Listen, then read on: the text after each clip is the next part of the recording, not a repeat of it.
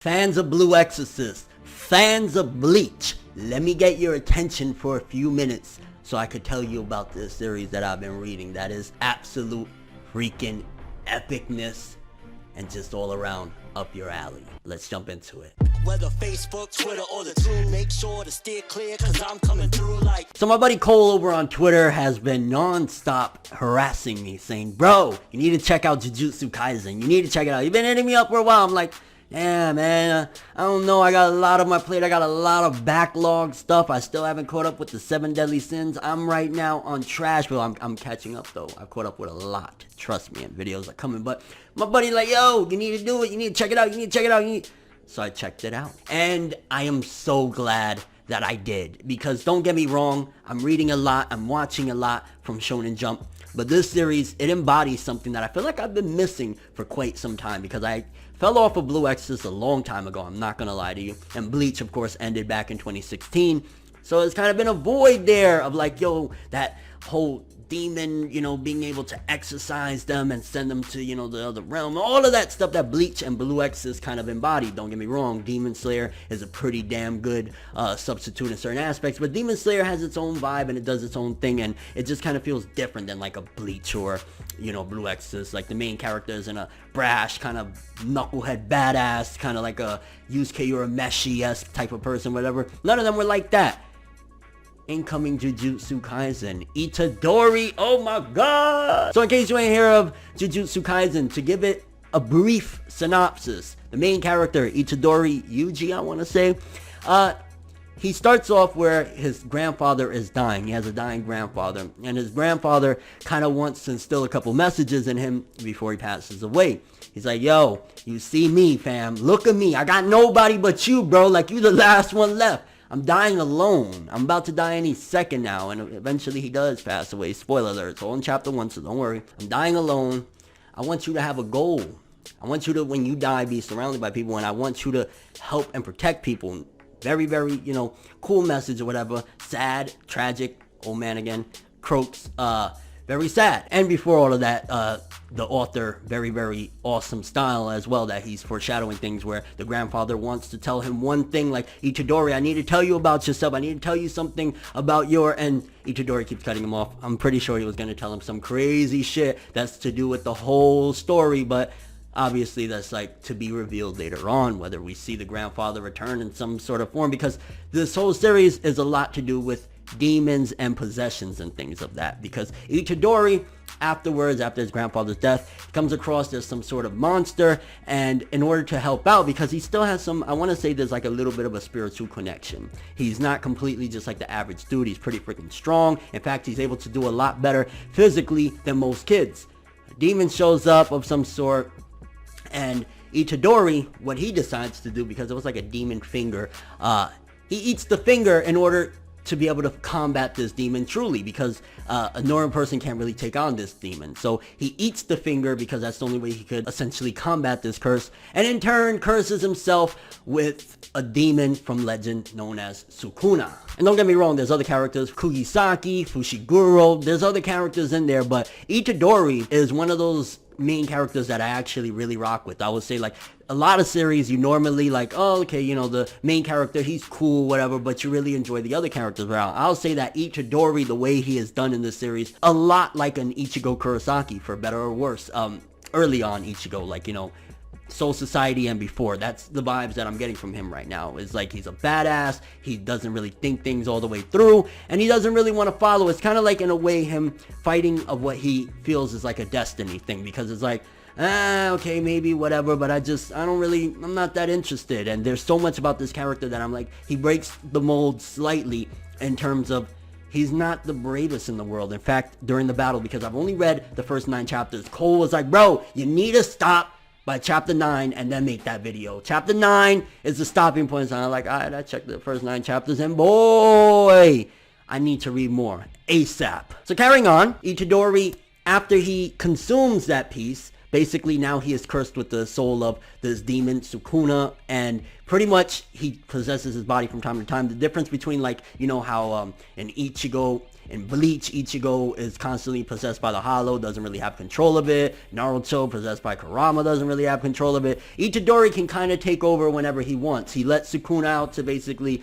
do what he does, fight off these demons, battle, blah, blah, blah. But then eventually Itadori can come back and say, yo, I'm taking over, which, again, slightly different. Yeah, there's that whole inner demon that you need to fight, but opposed to the other ones where they have absolutely no control, he kind of has a grasp of it for the most part up until the nice fight with Fushiguro versus Sukuna where, yeah, anyway. Shortly after eating again the finger of Sukuna, we find out that there's 18 pieces, I want to say, of Sukuna out there, and pretty much they give him an obligation, these people, Fushiguro and this academy. So this is where like the Blue Exorcist side of things come in. Like, you know, Blue Exorcist, it starts off, oh my gosh, and then like they kind of get in the school setting, but thankfully they're not pushing the school setting too much to where it's like, I'm not a big fan of like putting a school setting in all of this, especially this fantastical, insane, crazy journey that they're going through right now. So it's a school basically for people that are trying to exorcise these demons and get rid of them.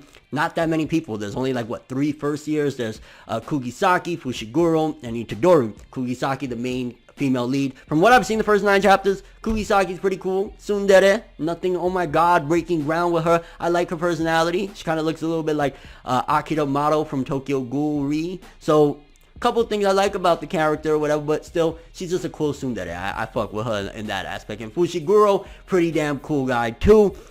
It gets a little complex with this character as well, though, because these characters, Itadori, Fushiguro, they're constantly like questioning certain aspects. Fushiguro is questioning, well, why did I save this kid to begin with in the beginning of the story? Itadori is kind of questioning, well, what do I want to do? I don't want to die, because they basically give him an ultimatum. You either help us collect all 18 pieces of Sukuna first, and then we kill you, or we could kill you now. Talk about giving options. I'm just saying, like, fam, like, you couldn't at least take him out to dinner before, you know what I'm saying? They tied the dude up. And what I love about this series is the fact that there's not much BSing around. Like, they're not playing games where it's like, oh, you know, you gotta wait to get to the story. We need a training arc.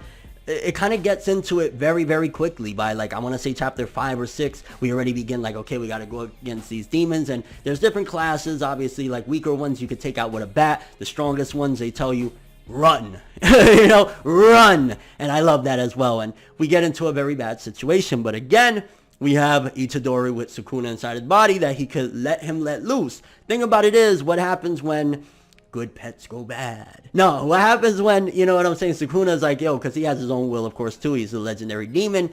What happens when he turns on you? So then we get into a very, very awesome battle. And I don't want to spoil, because I highly recommend, at the very least, read the first 9 chapters. I'm going to say 9, just like Cole told me. Read the first 9 chapters, and you're going to be like, yo, I didn't know I needed this in my life, but Jujutsu Kaisen, I need it in my life, because it's definitely one of the hugest cliffhangers for a new manga. I mean, 9 chapters in, there's about like 60 something chapters I want to say at this point, but 9 chapters in, it pulls a very big twist, and I was like, holy cow. In the battle of Itadori versus Fushiguro, or Sukuna possessed Itadori, where pretty much homie rips out his heart from Itadori, because a demon can still keep going without a heart. Obviously, Itadori, when he takes back his body, what do? You can't live without a heart. And then things with that battle. Honestly, the fights in this series so far, very, very graphic. If you like to see like, holy cow, this is dark. Whoa, these, you know, people is getting destroyed. You see dead bodies and getting more of like just a serious tone to this crazy, insane story of like very simple again, you know, demons. Well, kind of nasty. Like homie got to eat like dead fingers and all sorts of creepy shit in order to keep on collecting Sukuna into his body, but it is freaking crazy. I love that. It has that vibe again. It feels like this is the best if you want something closer to like a Bleach, where it's just like really cool action, getting straight to the point with things, really cool, badass main character again. Soul Society before with Ichigo Kurosaki. This series really takes it. It gives me a little Blue Exorcist as well, and I love that because I enjoyed both of those series, and getting it is like, this is the closest we have to those series in Shonen Jump currently. Again, Demon Slayer does deal with demons, but it's its own thing, and it's just very, very different. But this right here, it's very easy to digest. I honestly read those chapters like butter. I really, really freaking enjoyed it. And I'm going to keep on reading it, baby. This is one of the ones out of Shonen Jump. This gets a really dope anime. This is going to pop. I can guarantee that this might be one of the next big ones as well. It's easy to read. I love, again, that it's not, well, we got to train right now. Like we, you know, usually in the beginning of the story, we come into something and it starts slow pace, which don't get me wrong, a lot of times getting a lot of setup leads to things later. But I love a story that sets things up as things are really crazy and happening in a very major way. And Jujutsu Kaisen, I can't stress enough, I highly recommend anybody that wants something with like demons and stuff like that, similar to like a Bleach type of series, get straight to the point, continues on building with the story, and does a little bit of its own twist on things like a Blue Exorcist type of story or a Bleach type of story. Jujutsu Kaisen, I can't stress it enough again, you need to check it out. I can't wait. Now that I made this video, I need to go read more, okay, because, whew, Jujutsu Kaisen, baby, go check it out. Kind of curious for people who've never heard of it. Did I sell you on Jujutsu Kaisen? Honestly, I'm just keeping it real. I'm not, you know what I'm saying? I have no motive to put Jujutsu Kaisen on the map. I'm just calling it like I see it. This is a freaking epic series that not that many people are talking about. Jujutsu Kaisen, did I sell you on it? And for people that are reading Jujutsu Kaisen, does it get better after chapter 9? And I mean that in a way of like, how could it get that much better when it's already freaking crazy? It's like continuing to set things up. Itadori's character. Again, I prefer the main character over the surrounding cast. Not that the surrounding cast is weak per se, but Itadori is just a really cool character. He shows a lot more of a realistically, if one of us are in that situation, how we could potentially react when things is like, yo, do I really want to die right now, fam? Like, I really don't want to die. Like, and, you know, falling into despair. So many great things. Again, highly recommend. Check out Jujutsu Kaisen. About 60-some chapters. I want to say I might be off. It might be a lot more than that. But I know I read 9 and I can't wait to read more. But that's all I have for this one, though. Thanks for watching. Hope you enjoyed. If you liked anything I had to say or enjoyed the video, drop me a like. I'd greatly appreciate it. And if you want more from me, make sure to subscribe. Follow me on Twitter, Instagram. Hit that bell and make sure you get all notifications so you can check out my videos when they drop. And if you want to follow any of my other social media, links in the description below. I'm ForneverWorld, and as always, people, have an awesome day. And remember the golden rule. Anime and manga for life, boy. Have an awesome day. Peace in. Enjoy the next ride, but I was the best ride. But I hope you know that